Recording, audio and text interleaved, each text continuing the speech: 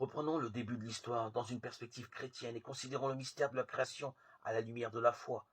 Dieu a créé l'univers, évidence du croyant. Mais que signifie au juste créer pour Dieu?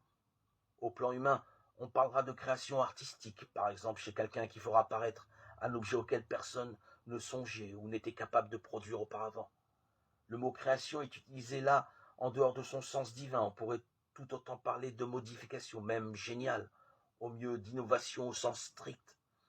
Il y a donc une sorte d'invention, laquelle se fait à partir de quelque chose préexistant, même si ce quelque chose ne laissait suggérer en rien la forme ou l'originalité qu'il revêtirait une fois innové.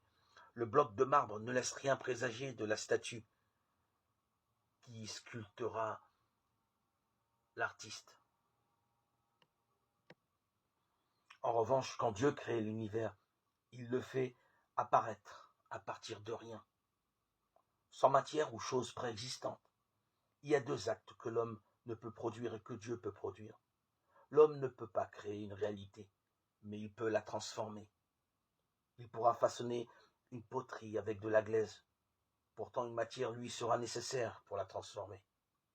Il sera capable d'inventer la fission nucléaire, mais il devra disposer de l'atome et le traiter, le transmuter en vue de réaliser son projet.